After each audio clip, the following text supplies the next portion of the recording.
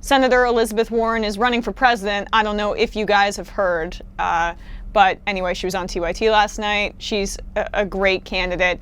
And I was thinking a lot today about some of the policy proposals of the 2020 contenders.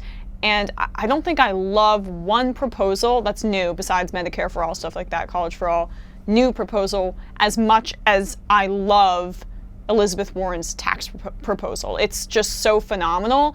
And it's not just because I agree with the outcome that it will create.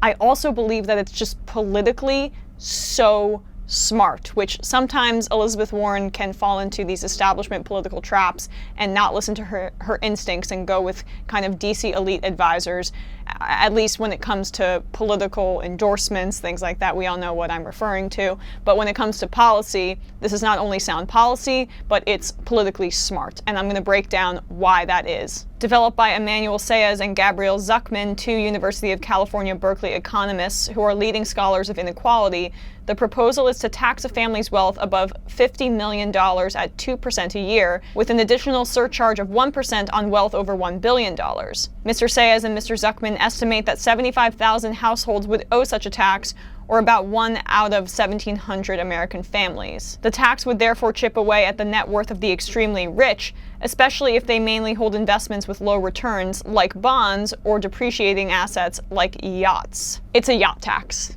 She's calling it a wealth tax. She should call it a yacht tax, you know?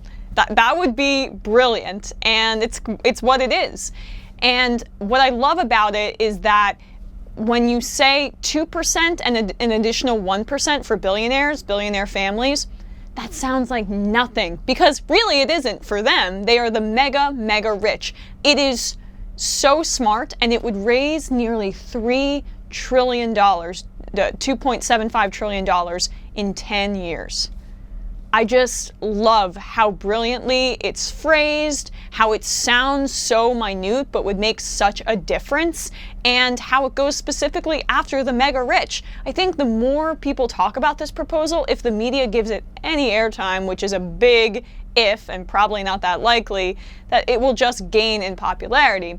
Her proposal came on the heels of Alexandria Ocasio-Cortez talking about the 70% marginal tax rate, which, when explained, isn't as radical as it sounds. But in politics, a lot of it is about how things sound. And so I had predicted that I think Elizabeth Warren's wealth tax, while it's not as expansive as what Ocasio-Cortez was proposing, that it would be more politically popular because of just the phrasing of the 2% and the additional 1% for assets over $1 billion.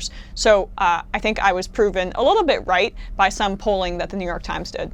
So 61% of Americans and 75% of Democrats, 57% of independents support the 2% tax on wealth above $50 million.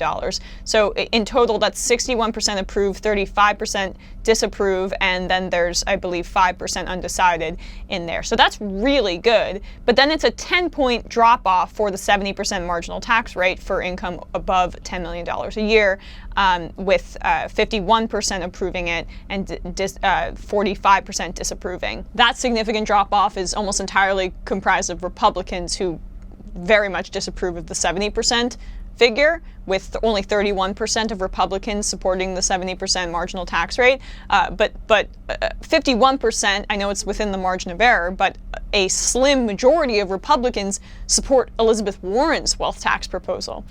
I just think it's a great place to start. It sounds so palatable to people who are afraid of radicals and radical change, and it's specifically crafted to target inequality, as the Berkeley professors have laid out so well. So you guys can read more about it, but I just think it's a great example of a policy proposal that's both effective in what it's trying to achieve from a legislative perspective and also politically smart. So kudos to Elizabeth Warren and the people who are advising her on this front. This is a great move and a great proposal, and I'm excited to see how and if it gains legs as the primary season goes on.